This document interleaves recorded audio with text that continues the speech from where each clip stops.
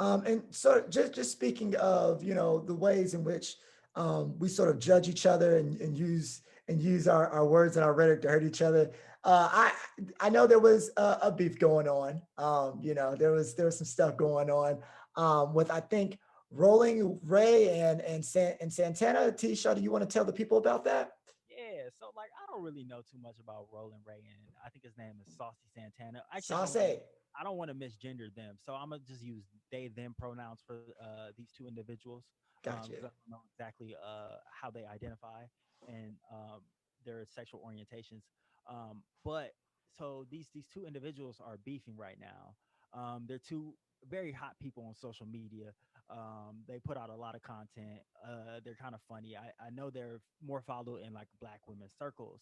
But when I was on Twitter, I was more privy to this information because I was kind of seeing that there was some beef. So I wanted to look into it. So Roland Ray is actually someone that's in a wheelchair. He has some type of relationship with Beyonce because Beyonce sent him them a Ivy Park box. And I was like, oh, that's kind of live because they always said that they know Beyonce, and people be like, you cap. And then when I seen that, I was like, okay, this is kind of wild. Saucy Santana, I don't know how they started beefing, but Roland Ray has constantly called them fat and a lot of fatophobic things.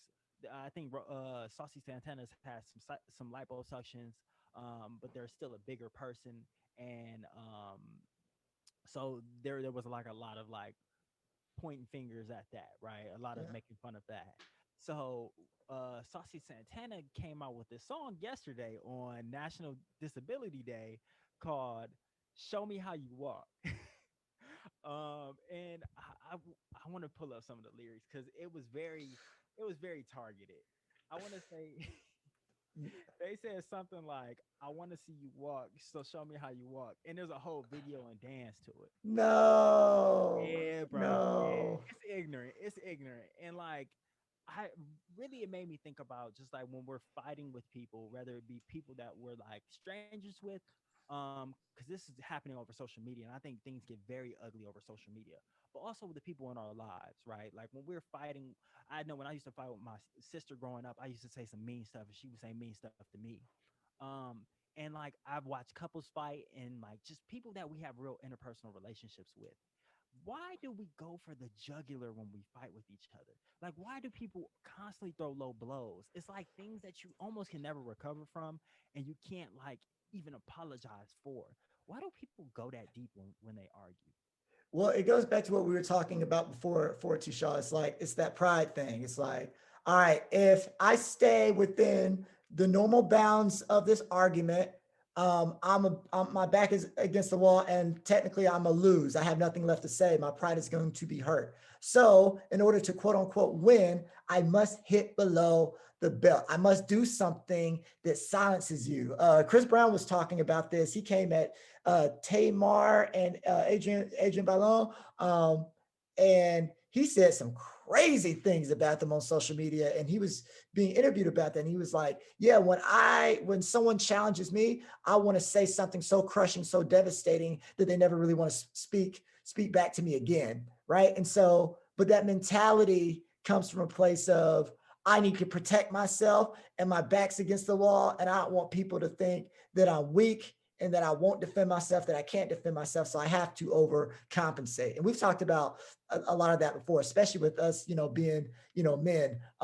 There's this feeling of like you not going, my pride is what I have, is my biggest asset, and you're not gonna challenge that. And I think that a lot of people go through that when they're in arguments. Yeah, and that makes a lot of sense. So with men, words often just elevate to like hands being thrown, Right. like the ultimate level that you can get to. But with a lot of like relationships between men and women or women and women, it's just like you still are trying to inflict pain. It's still like you have chose violence in the situation. You Right. woke up, you chose violence. So like how can I hurt you if I can't physically harm you? If that's not what we're doing. It's saying the rudest and the most evil thing. Like I remember in like high school, somebody was like, well, that's why your mom, like they mom has some type of disease. And it's just like, bro, this don't have nothing to do with nothing. And it's like, oh, that's why you wear these shoes every day. That's why you wear FUBUs or like stuff like that. And it's like it always hits at a deeper level. And I think that's exact you highlighted it, right? It's like people, it's like hurt people. And it's Right. like, okay, well, you hurt my feelings, so I'm gonna crush your spirit. I'm gonna Right. want you to like do harm to yourself with these words. Like these words kind of live on in us too. I think that's the other thing. It's like people say these things in a moment and they, I don't know if they mean it or they don't mean it. I can't, because people say, always say like, oh, things that you don't mean, but I think people do kind of mean it in that moment. Maybe they don't mean it overall, but those things stick with people. I think that those like parents and children, like parents say like rude stuff, and it's like this is the person you look up to your whole life. So if they say something that's just like, my mom used to call me lazy, like, and I think she thought that that would motivate me, but then it's just like now I still think I'm lazy, but I kind of know that I'm lazy now, but I know that I'm also like very hard working at the same time. But Yeah. it's something that's still in the back of my head. It's like I ain't doing nothing. It's like, damn, I'm lazy. So I think that, yeah, I don't know. I think that like it's just frustrating. I think like people choose violence, and it's like you have to choose love at some point. Like Uh, you can disagree with somebody and like feel, I don't know. It's just like I don't really argue. Like me and my girl, like that's why bless her heart. Like I really enjoy this relationship because we don't argue. Because it's like I've argued with exes before, and it just like escalates, and right. and it's like I've never said anything that like I wanted to take back. Like if it's something I said, it's like something You I meant heard. it. Yeah, it's I meant it, but it was never like jugular. It might be Right. something that I've noticed, and I'm like, I'm gonna let you know this, but it's not. It's something I would have let them know at some other point too. It's Right. like nothing that's like, oh, that's why your mama hates you. Like I don't know, like, and I feel like that's what it always leads to. Yeah, I don't know. Growing up, I just feel like I just saw a lot of situations that, like, words can, because we're talking about words as opposed to physical violence, but it's a cycle, man. You say the wrong thing to somebody, they could inflict harm on themselves, they could inflict harm on you, that is physical, right? And so you just really, really got to be careful. Like in my past relationships, I don't even like raising my voice. At a woman. And like when I'm talking with my male friends, it's just I try not to raise my voice and like, I because you just never know what someone's willing to do. Like I've had situations where people have come up and talked to me a little bit crazy. And I'm just like, you don't really realize like what can happen, right? Like, and it's not to say that I'm a inherently violent person, but like what if I was someone who didn't care, who didn't have stuff going on in their lives, and all it took was the right person to trigger me, right? And so I think that it's like a cycle. It's like violence can be words that can lead to physical violence can lead to people feeling some type of way about themselves, which makes them speak hate into others, and it's just this vicious cycle.